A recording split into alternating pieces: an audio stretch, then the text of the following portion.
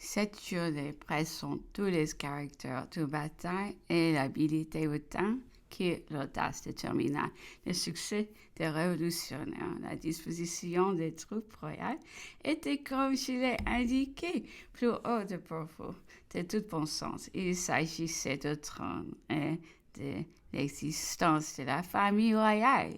Et cet ouvrier Corlante, attaché au service de France, est à l'esprit ce que l'on cogit, c'est des destinées si précieuses dans cette capitale si populeuse où tant de braves gens pouvaient secourir le monarque.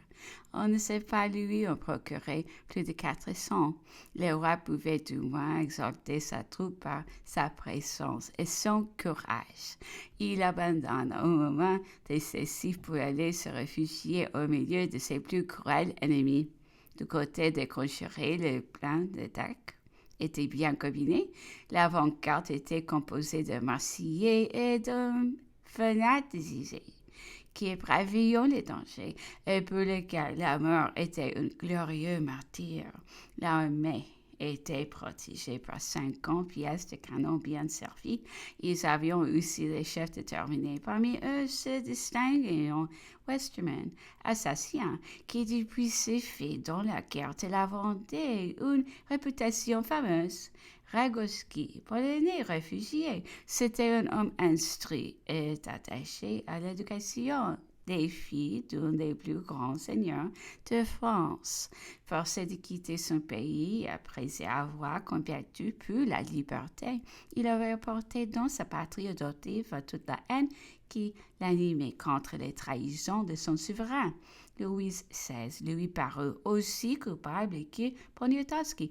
Et il semble que dans cette journée du 10 août, il est voulu venger la Pologne et l'indifférence coupable qui témoigna pour elle le cabinet de Versailles à l'époque de ses premiers malheurs.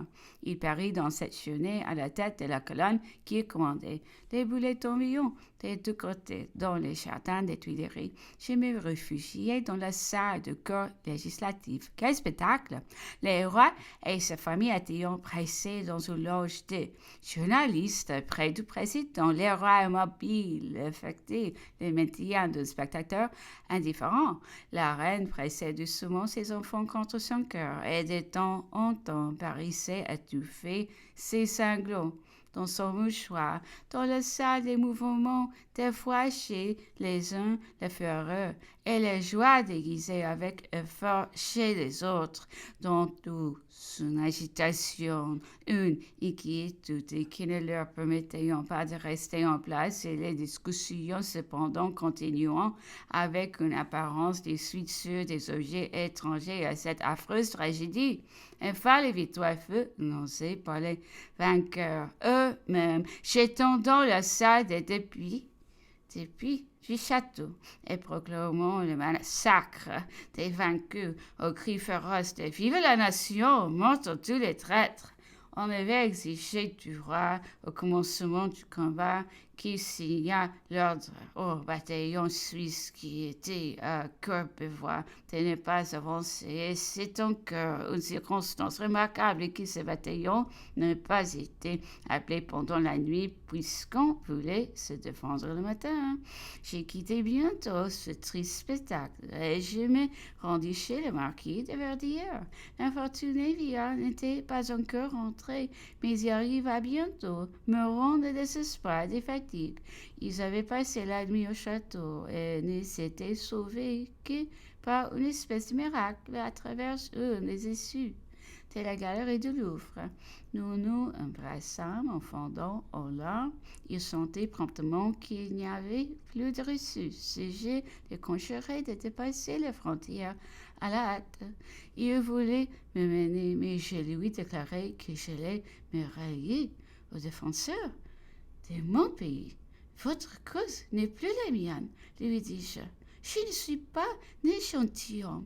J'ai payé ma dette, mon souverain. Maintenant, ma patrie me réclame.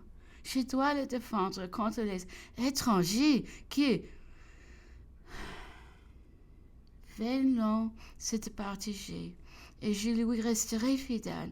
Il n'avait plus d'illusion à me présenter. Il céda et nous nous séparâmes pour ne plus nous revoir.